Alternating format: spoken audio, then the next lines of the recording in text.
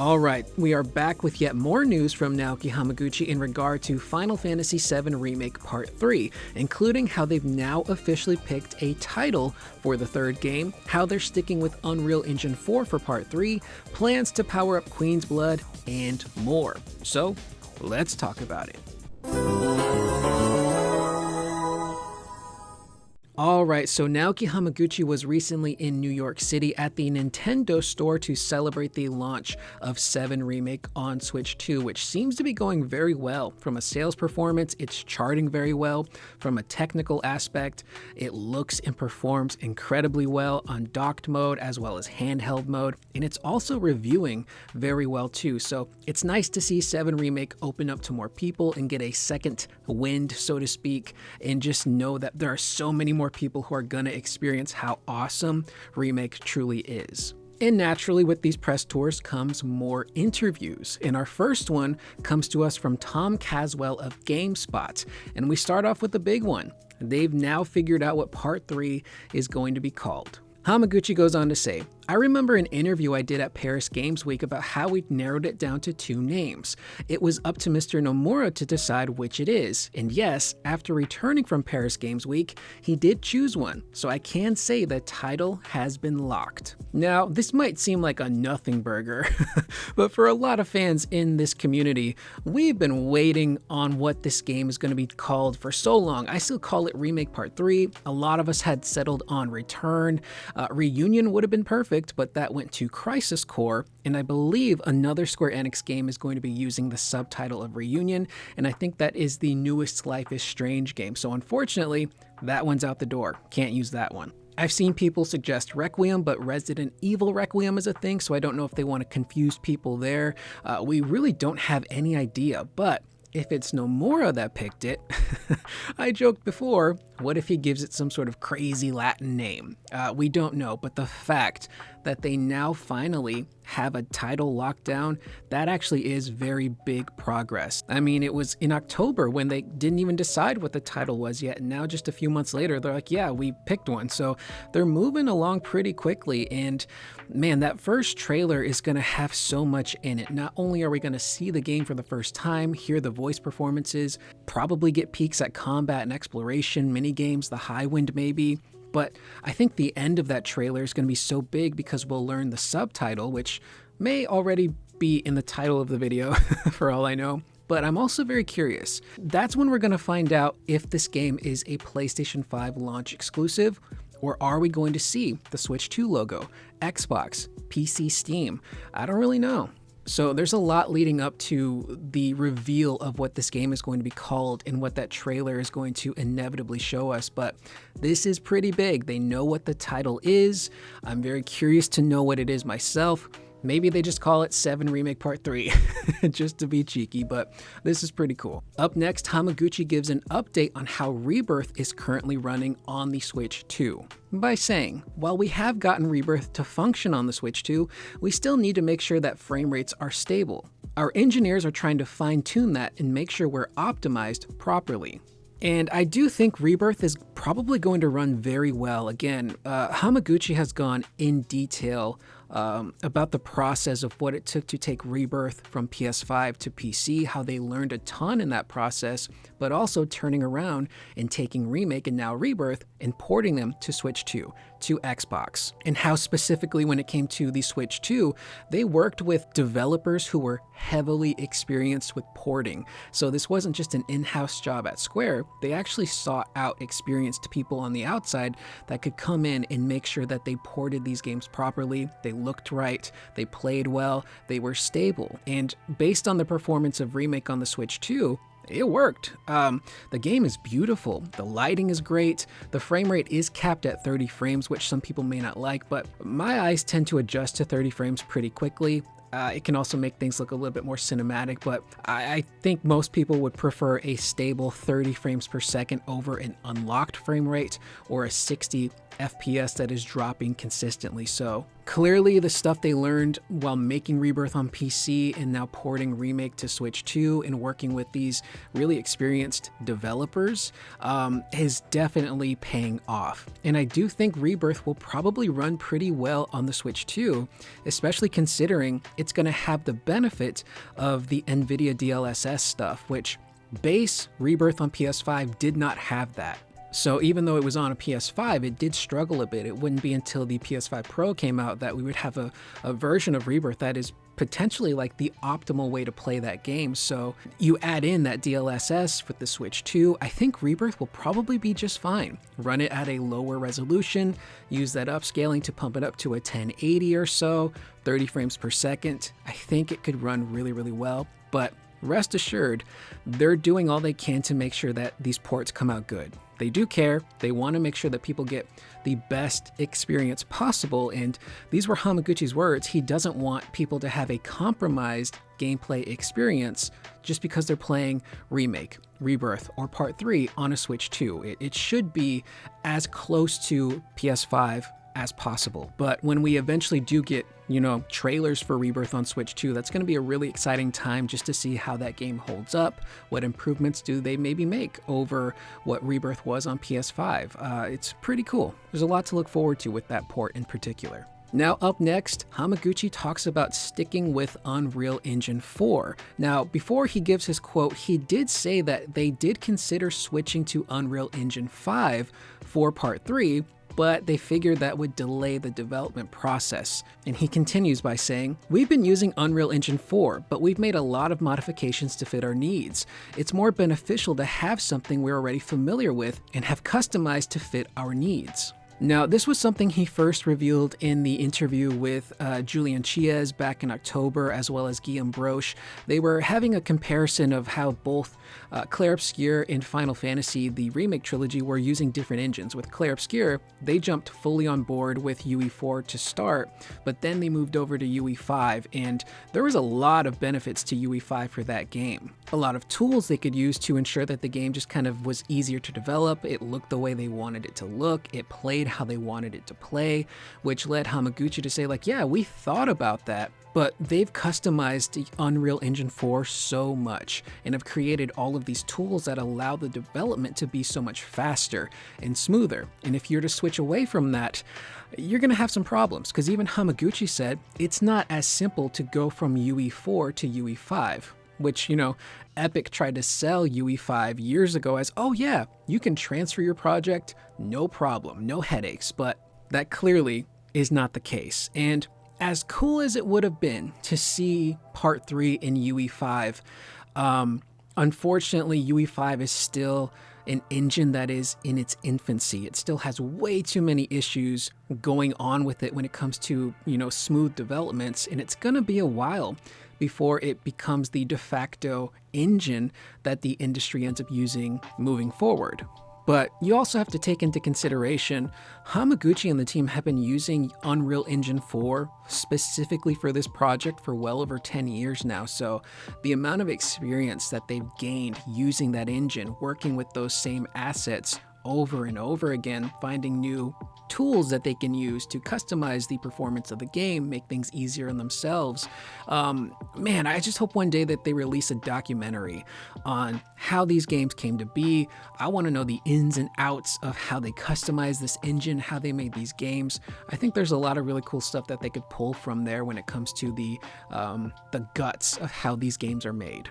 But sticking with Unreal Engine 4 means that they can get this game out in a proper, timely fashion, which is what a lot of us want, and Hamaguchi recognizes. Up next, they ask Hamaguchi how's he feeling now that the trilogy is near the end. Are they excited to move on, do something different? How is he feeling? Hamaguchi goes on to say, "That's a good question, and also a very difficult question to answer. We want to see it through, and we want to meet, if not surpass, fan expectations with the final installment.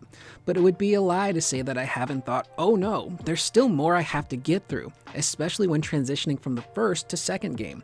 But now that we are seeing the conclusion of the trilogy, there is no wavering. We are focused and want to see it through."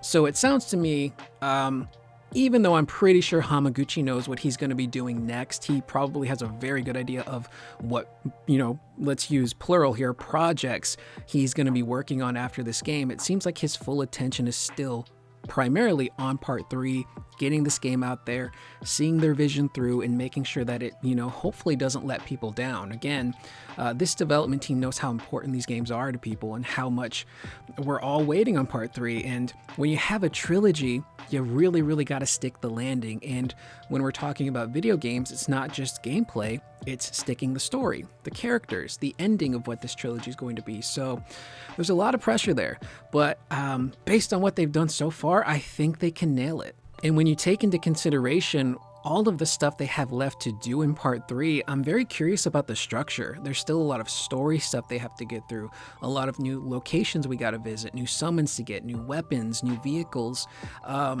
There is a lot on Hamaguchi and CS1's plate, but I feel like they've done an incredible job so far with these games. And just thinking about how they structure part 3, I think it's going to be the best of Remake with the best of Rebirth. And because there's so much story stuff they have to get through, I could see the earlier portion of part 3 being much more linear, more focused like Remake was. But then inevitably, like older Final Fantasy games, will reach a point where it becomes more Rebirth-like, where the game's like, okay, go side quest, go explore. What's that in the distance? It's very shiny. Oh no, there's a weapon. Maybe you want to go fight that and check that out. So the structure of that game is something I'm really curious about. How do they pace out side quests? How do they find that right balance to where, as a player, I don't feel like I'm overwhelmed with what I'm doing? Because a lot of people, including myself, as much as I love Rebirth, I did feel some fatigue once I got to Cosmo Canyon. I'm like, okay, I'm here, I'm a little exhausted. Oh no, I gotta go grab my chicken, but I can't just grab my chicken. I have to do this mini game, which started off as really cute, but now it's like, I just want my chicken. And then finally, you get your chicken and then you can do some exploration, but you're still feeling that fatigue. And I think the developers were aware of that, because what happens after you leave Cosmo Canyon? You go to Nibelheim. Nibelheim, much smaller, easier to explore, less to do, less side quests, and you get arguably the game's best chicken, which I think had the name of Selena, which made traversal so much easier in that area. So I think maybe the devs were aware of that fatigue, which is why Nibelheim was a little bit more trimmed back. So again, just finding that balance for part 3 I think is going to be really important, and seeing everything they've learned from Remake to Rebirth, I expect that they probably figured that out. Up next, we move over to an article from Giovanni Calantonio from Polygon. This one focusing on powering up Queen's Blood. Because yes, that is returning for part 3. So Hamaguchi says, Queen's Blood is a very popular and beloved minigame, and I believe a lot of people are still wanting something like that. I want to expand on Queen's Blood so that we are enhancing it and giving you a more powered up version of it when you see that 3rd installment. Queen's Blood is still going to be available in the 3rd installment. We just want to expand upon it. I can't wait for Queen's Blood to return. Before Rebirth, I think Triple Triad was my favorite minigame in all of Final Fantasy. Triple Triad from Final Fantasy VIII, so much fun. Once you learn how it works, it's addictive. Assuming you avoid changing the card rules from region to region, which can become a bit of a headache. Other than that, collecting cards, finding people to play was incredibly fun, and it was simple enough, but also deep enough to enjoy. It didn't feel overwhelming. I wasn't confused. I'm like, okay, I understand how to do this. It's fun. And then Queen's Blood came along, and I struggled with it at first because I'm a bit stupid. I didn't know what I was doing. But once the mechanics clicked and I knew how to play the game, oh boy, I went from city to city, town to town, and the first thing I did was look for the Queen's Blood players and destroy them. It was so much fun coming up with different decks, like a destruction deck, or decks that focused on powering up certain cards. There's so much you can do there, and there's so much potential to power up a Queen's Blood. So I'm very curious to see how they handle that in part 3. Do they have the cards from Rebirth come back, but they have new booster packs? Do they sell new decks? What mechanics do they incorporate to make it even crazier and feel still fun like Queen's Blood did in Rebirth, but feel kind of like a fresher, updated experience? Do you add new card types? Do you change up the board? Do you have different types of boards, kind of like you did with Fort Condor, the minigame, how there was different boards that you could use that gave you different advantages? Maybe they can incorporate stuff like that into Queen's Blood. But you got to be careful, because Queen's Blood is so much fun. You don't want to tweak it so much to the point where it's no longer fun. It now becomes repetitive or just not as enjoyable. So again, you got to strike a balance there. And again, when it comes to the minigames, Hamaguchi said they're not necessarily cutting back on the minigames. I think just how they implement those games is what's going to change. But also, I think he talked about a long time ago about how getting through Rebirth and trying to platinum that game was admittedly very difficult. In retrospect, he's like, yeah, I think we went a little too hard on that. We're going to pull back a little bit. So I think we'll have a situation where maybe the minigames aren't going to be for everybody. That's just how minigames work. But I think when it comes to maybe platinuming the game, maybe the difficulty of some of those games might be pulled back a little bit to make it feel less stressful, because in Rebirth, minigames, side quests did have a lot of really good rewards tied to them. And it kind of sucked when you couldn't get something just because you maybe sucked at a minigame or didn't really enjoy it. But much like the side quests, I think the way that they implement the minigames will change as well and make it feel paced out just a little bit better. Now, speaking of minigames, snowboarding. We're all excited for snowboarding to make a return. What are Hamaguchi's thoughts on that? He starts off by saying, snowboarding. This is something that fans have really deep memories about. I'm afraid I can't delve too much into the details, but we understand that it's not going to be just a simple snowboarding minigame. We want to make sure that it's incorporated into the story to have that sort of connection with the theming of it. Now, I think there's two avenues here. I think there will be just a simple snowboarding minigame that will be at the Gold Saucer, probably very similar to how the original was. Maybe we're collecting balloons or going through like certain gates that we have to collect and do like time trial stuff. But I've said this in past videos, I think it'd be pretty cool if they incorporated the snowboard as a traversal mechanic. Maybe you're not using it throughout the entire, snowy icicle in region, but maybe there's certain areas where we can't reach it on foot. And maybe because it's so cold, we don't have a chocobo. So maybe you gotta do some really cool SSX or Cool Borders, does anyone remember that game, type of maneuvers and tricks to reach a cave that has materia, or maybe there's a chest or a specific enemy. There's a lot of stuff you could do there, but snowboarding, we got a snowboard. That's coming back. It's going to be exciting, and I'm really curious to see how they implement it. But of course, it's got to feel good. And if there's a nitpick I do have about Rebirth, I love the chocobos. I'm not crazy about how they control. They do feel a little heavy. They do feel a little cumbersome at times.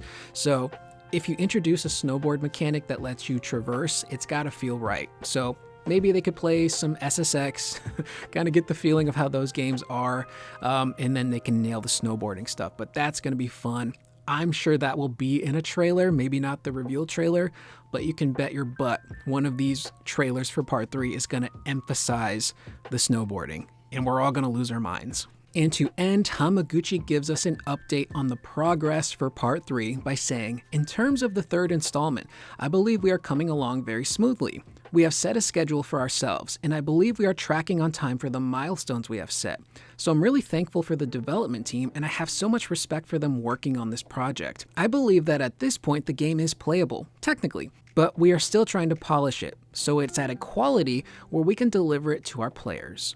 So this is kind of similar to what Hamaguchi said a few months ago at Paris Games Week in October, how they're making progress, all their systems are online, now it's really just about fixing the bugs, polishing up the game, which can take about a year for a lot of these types of games, especially an open world game, which I think does need a little bit more QA because you have so many more variables that you're dealing with. There's the environments, there's the lighting, which lighting in these games is really difficult to do. There's enemy behaviors, there's the mini games, there's the side quests, there's vehicles, there's going to be the weapons. There's so much to think about in terms of, okay, we got to do some bug squashing, we got to polish this stuff up. But the fact that they have a playable build, the fact that they know what the game is going to be called, the fact that the voice acting, at least on the English side, has now, officially started with Cody Christian, posting some teases on his Instagram these past couple of weeks, just in the booth, probably killing it as Cloud. This was also mentioned by John Q Gamer in one of my videos in the comments. Shout out to John Q Gamer, fantastic content. But he said he got to meet Matt Mercer at a convention last year, and Matt was like, yeah, I started doing my voiceover already for part 3. So scheduling the actors is very difficult. These people are very, very busy, especially someone like Cody Christian, who's working on a lot of stuff. Tyler Hecklin as well. These people are very busy. So scheduling all of them, making sure they get their work done is probably very difficult, but these are professionals who do a very good job. I'm sure within 4 hours, Cody could knock out a ton of stuff. He's that good. And I'm just really, really excited to hear everyone come back in part 3, but specifically Cody, because he's going to eventually get to that point where he becomes the real Cloud. And I'm very curious to hear that take on Cloud, because that Cloud is sillier. He's goofier. He's a straight up dork. And one of my favorite moments in the original game is when he becomes the real Cloud, his motion sickness comes back. They're on the submarine and he's like, dude, I can't take this anymore. Can someone take over this? Which I think is just a really funny aspect of the characters. He creates this persona that's really cold and stoic and cool and is capable of all of these incredible feats and is nearly, infallible in some areas. And then he discards all of that and becomes his true self, and the motion sickness returns. That's just some really fun story stuff and character work. And I'm just really excited to see Cloud open up more in part 3. And it kind of makes me curious how Cloud's line delivery could change. And what I mean is, in Rebirth, there were some side quests that if you did them before Naoki revealed his true identity, his lines would be delivered with the deep voice. But if you did them after, he would be using his, natural teenager voice. So I'm kind of curious, will there be a kind of similar mechanic with Cloud if you do certain side quests before the live stream sequence, or if you wait to do them after?